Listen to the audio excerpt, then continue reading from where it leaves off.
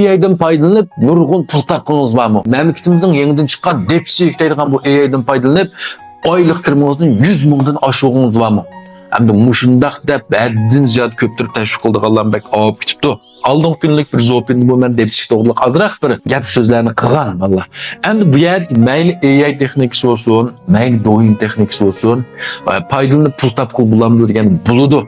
Lekin biroqla unda g'oya sur pul topolmaymiz. Ikkinchidan buni hammamiz o'rganib pul topolaymizmi deganda yo'q, hammalarning o'rganishiga mos kelmaydi. Bir qism to'rdagi soxta to'shay ma'lumotlarningki, voy men bilan AI o'rganib onda kirimizni oshira olasiz, do'yinni o'rganib oylik kirimizni mancha mingdan oshira olasiz. Oson emas ballar. Hammalar unda qilolmaysizlar. Tarixdan bu yana o'ylab bakinglar, tarixdan bu yana hech qanday bir kasb, hech qanday bir yuna hamma odamga mos kelib ketmagan. Hech qanday bir kasbni hamma odam qilib, hammasi foyda topib ketmagan. Ham bir odamni hamma kasbdan foyda ola olgan emas.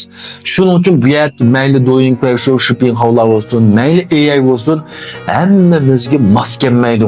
Hammamiz qilolmaymiz. Necha vaqtdan bir do'bovni ishlatilmagan davlat saviyasi nachar.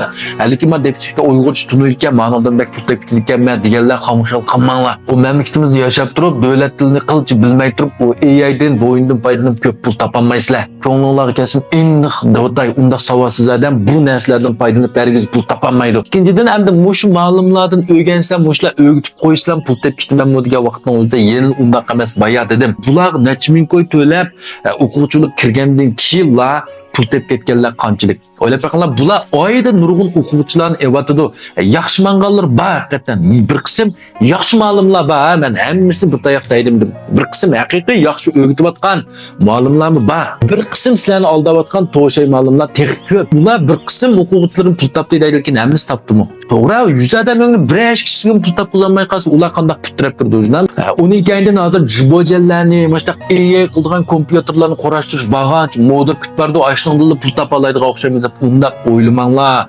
Bu jibojallarni qarashtirish, bu chiroq, opera, yeşil kompyuter deganlarning hammasi faqatla sizlarning ishinglarni texnik sifatli bir baldaq yuqori ko'tardi. Ya'ni oldi bilan sizlar bir 3000 qo'y atrofidagi amalondagi bir Samsung 24 Ultra, 16 Pro degandek bundaq telefonlarni olmasanglarmi, bir 3000 qo'y atrofidagi bir telefonlarning asosan iqtidoriy shansiz hammasi yetadi. Shuningdan foydalanib avval bir sinab beqinglar, bir 30 taldan 50 talgacha zopin chiqarib beqinglar. 10 maydan jibo qilib beqinglar. Qılalam deganman, qilaman deganman. Men qanchalik qila oladiganman. Azroq bir o'tkaldan o'qib ko'zinglar yetgandan keyin, endi tushunga, ya'ni ma'lumotlardan o'rganay deb berib o'rgansanglar bo'ladi. Ondan buni qilib bo'lgandan keyin to'xtama uzamganda azroq mablag' solay deb, shu vaqtida endi jibojallarga bu qilsanglar bo'ldi.